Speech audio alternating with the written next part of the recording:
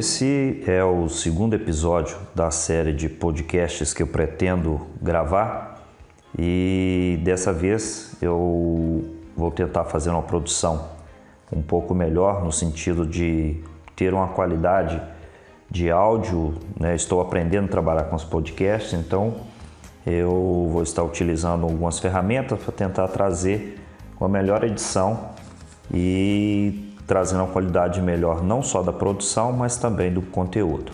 Bom, o nosso tema de hoje eu vou falar sobre algumas respostas fisiológicas para detectar o overtraining. Bom, o overtraining ele pode ser uma consequência de quando um treinamento ele é prescrito de forma errada, ou ele é executado de uma forma errada. E isso pode acontecer muito com pessoas que treinam sozinhas, sem orientação, ou quando um profissional de educação física ele pode errar a dose de prescrição e levar o seu atleta a essa consequência. Bom, então por que é importante o trabalho e o acompanhamento de um profissional de educação física para o melhor resultado e mantendo a saúde do seu atleta, do seu cliente? Bom, então nesse sentido, um profissional de educação física que prescreve exercício, seja ele para qual for a modalidade, ele tem que compreender bem o processo de treinamento, estabelecer bem dentro da modalidade qual será a dose adequada do exercício, quantas vezes por semana, quantas horas de treino, qual será o volume e intensidade para garantir o melhor resultado, preservando a saúde do seu aluno. Bom, qual é a reflexão que nós podemos fazer sobre essa questão quando nós utilizamos um termo dose na prescrição do exercício? Eu tenho adotado muito essa palavra dose porque ela é uma questão fundamental para que nós possamos prescrever exercícios garantindo a melhor eficiência. O que significa essa dose quando nós falamos de prescrição de exercício? Para aquela pessoa que está ouvindo esse podcast que não entende dessa situação, todo exercício físico que você se propõe a fazer, seja por conta própria, que não é o recomendável, seja com instrução de um profissional de educação física, a cada sessão de treino ou a cada período de treino, aquela sessão de treino ela deve ser realizada respeitando uma dose correta. E se essa dose for insuficiente, o exercício não terá resultados. Se essa dose for excessiva, esses resultados eles podem trazer prejuízos tanto na performance, até mesmo na saúde dessa pessoa. Bom, então qual é a função do profissional de educação física dentro desse contexto? Esse profissional não deve se vender a modismos e esquecer a ciência. O que isso quer dizer? Que ele deve organizar o plano de treino, não deve se deixar levar por questões relacionadas a algumas modas que surgem sem entender, sem conseguir até mesmo encaixar uma possível novidade no treinamento, sempre embasando na ciência e garantindo a saúde do seu cliente, do seu aluno. Então nós vamos falar hoje sobre overtraining. O que significa essa palavra? O overtraining ele pode ser caracterizado como uma desordem fisiológica que acomete principalmente atletas. Ele causa uma redução no desempenho, ele leva à incapacidade desses atletas a fazer a manutenção daquela carga de treino que ele vem passando devido à presença de fadiga. Essa fadiga ela foi causada principalmente pelo desequilíbrio entre a carga de treino e o tempo de descanso que ele possivelmente necessitaria. E outros fatores estão associados também. Diante disso, o overtraining ele pode causar diversos transtornos, desde a ordem psicológica até mesmo levando esse atleta a algumas enfermidades que são frequentes.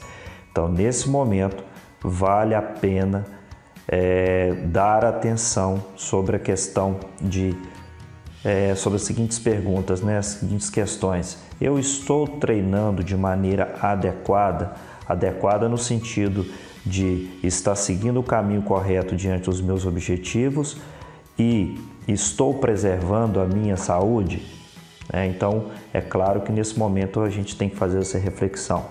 Então, diante de um desequilíbrio de carga de treinamento devido ao excesso de treino relacionado a períodos de preparatórios ou até mesmo de excesso de competição, as respostas que o organismo vem apresentando, ele começa a decair o desempenho e vem instalando um processo de overtraining. Só que para esse processo instalar, algumas questões devem ser observadas.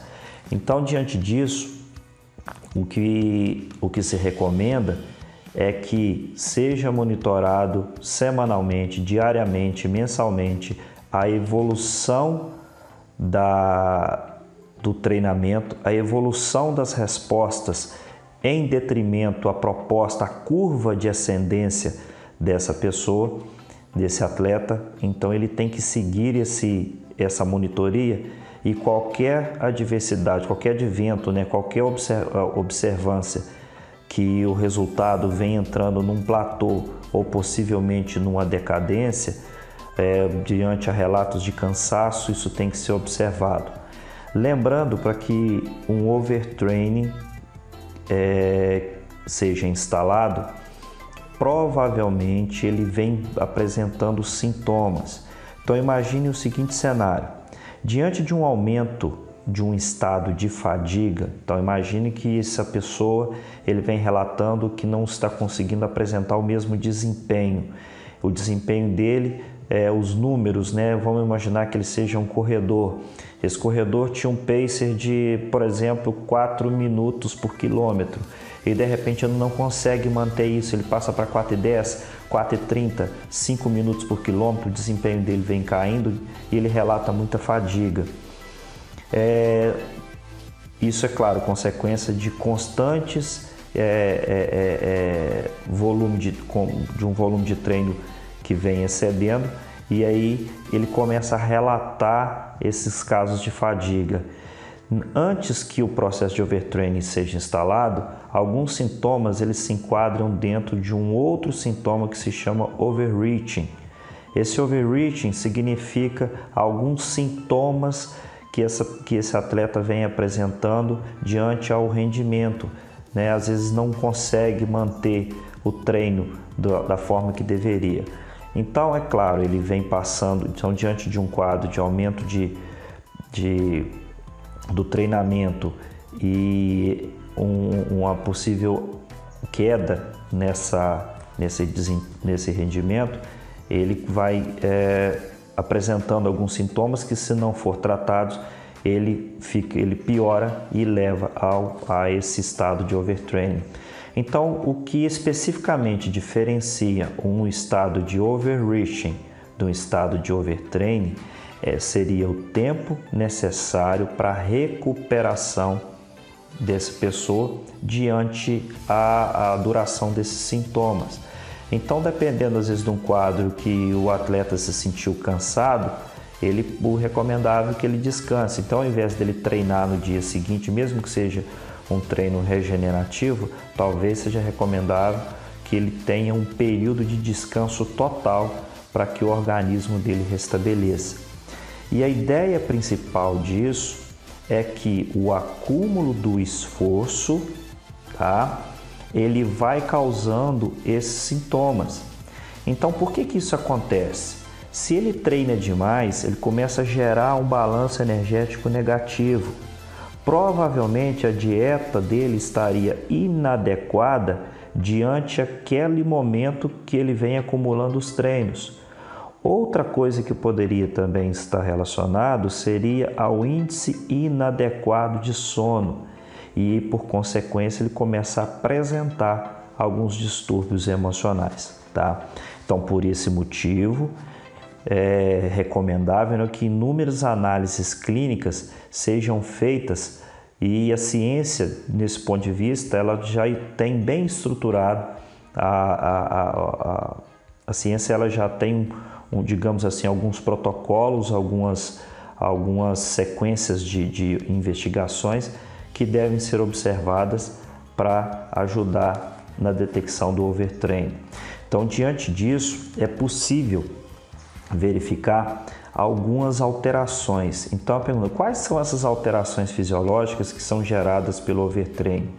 O que poderia acontecer com, por exemplo, as variáveis cardiorrespiratórias? O que poderia acontecer com os hormônios, com o sistema imune, né? Quais seriam esses indicativos que são que a própria literatura defende, que são mais utilizados para detectar o overtraining? Então, nosso objetivo nesse momento é falar sobre algum desses parâmetros.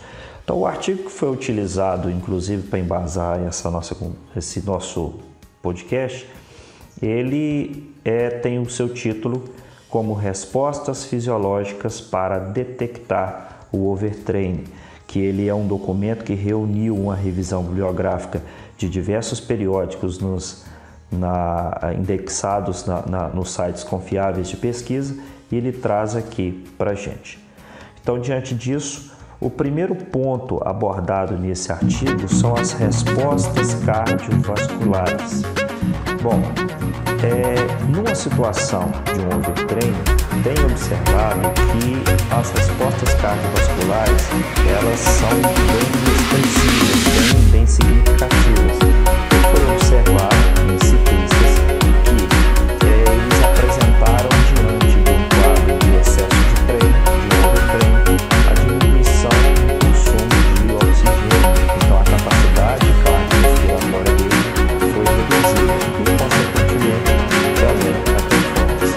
O fato de ele estar relacionado com que, à medida que ele treina de forma excessiva, ele não teria tempo para se regenerar de maneira correta. Então, foi observado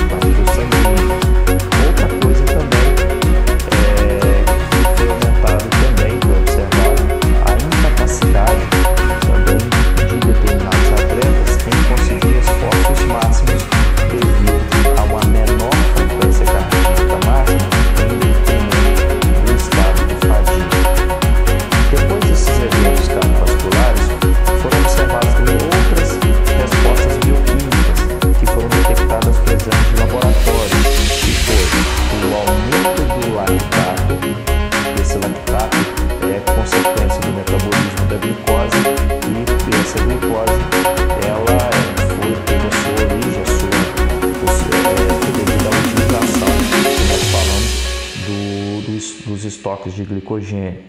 Outra resposta também que foi observada é o aumento da creatina quinase, aumento da ureia e aumento da creatinina. Uma vez voltando à questão do lactato, durante o treino, o lactato ele aumenta a capacidade, ele aumenta à medida que o músculo ele vai aumentando a sua incapacidade de utilizar o oxigênio.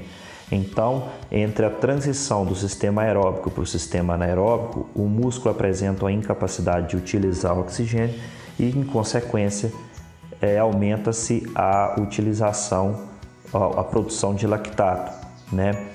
E, em decorrência disso, aumenta-se também a necessidade aumentada de uma enzima que chama lactato desidrogenase e também outra enzima chamada fosfofrutoquinase.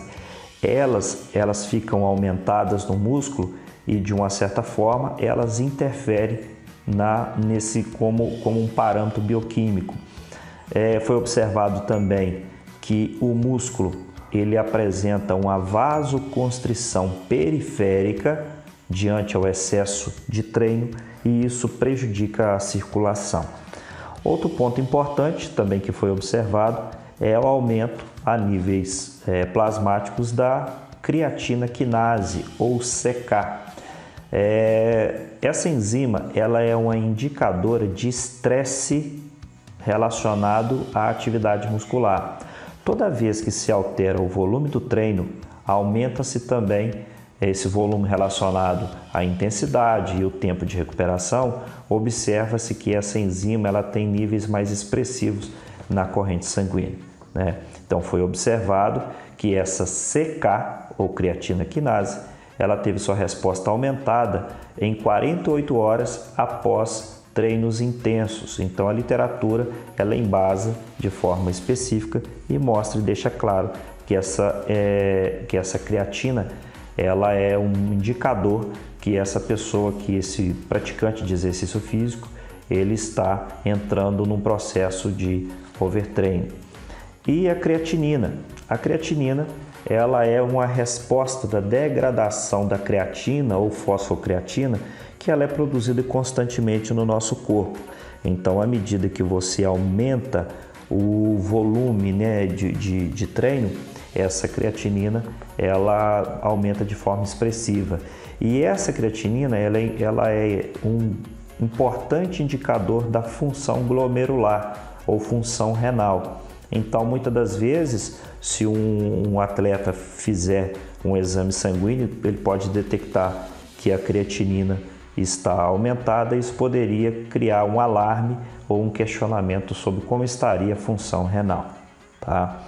Bom, quanto às respostas hormonais, observa-se que o excesso do treino que leva ao overtraining, ele traz impactos negativos no testosterona. Como a testosterona tem sua ação anabólica e também a ação androgênica, que é a função que mantém as características sexuais, foi observado que durante o overtraining ele causa um decréscimo no testosterona, que por consequência observa-se a queda da performance, né? Outro parâmetro importante é o cortisol, que diferente do testosterona que diminui, que tem um decréscimo a nível bioquímico, o cortisol, que tem a sua ação catabólica, é observado um aumento, né, os níveis aumentados do cortisol, né, devido à sua relação, à sua associação com o hormônio do estresse e, como consequência, uma vez que o cortisol está aumentado, ele impacta negativamente nos índices de testosterona, ele aumenta a possibilidade da perda muscular, ele aumenta as chances da pessoa desenvolver osteoporose, ele aumenta as chances das pessoas aumentarem o seu peso de gordura e ele também impacta de forma negativa, aumentando os índices de glicemia de jejum, levando a índices até mesmo pré-diabéticos, tá? No sistema nervoso, ele, devido a que ele causa, né, ele tem impactos importantes e mais expressivos durante o exercício físico, o sistema nervoso ele tem a função de secretar os neurotransmissores, no caso de adrenalina, noradrenalina, e esses hormônios, esses neurotransmissores, eles têm a sua ação, fazem um equilíbrio do sistema simpático, que é aquele que é responsável pela aceleração, por exemplo, da frequência cardíaca, e sua ação parasimpática, que é um efeito antagônico, né? Então foi observado também que no caso de pessoas, de atletas com overtraining, a ação parasimpática ela é caracterizada, elas têm a sua relação com o aumento da fadiga, o aumento da apatia e também tem a sua relação ali na função imune. Então foi observado que aumenta-se a ação do tônus parasimpático em repouso. Diante disso, observa-se que atletas em overtraining, eles têm frequência cardíaca de repouso maior do que as pessoas que não estão, né?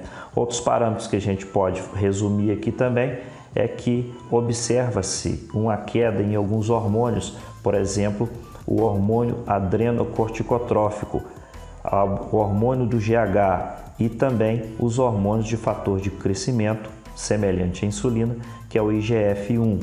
Então, os hormônios que têm relação com o anabolismo, eles são suprimidos.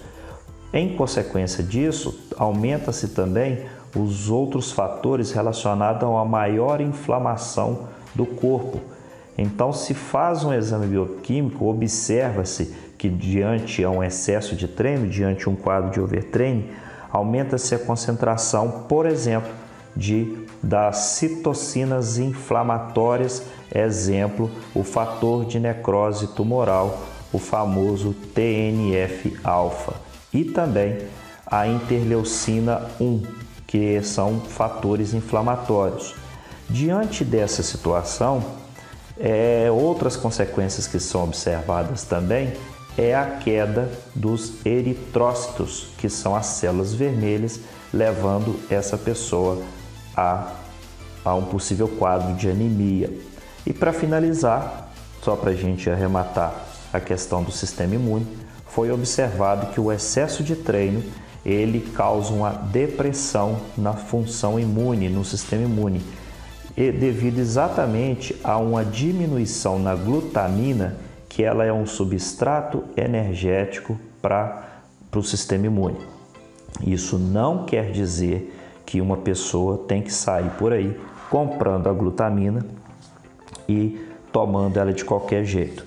A minha orientação para finalizar é que, primeiro, ao profissional de educação física, qual que é o conselho?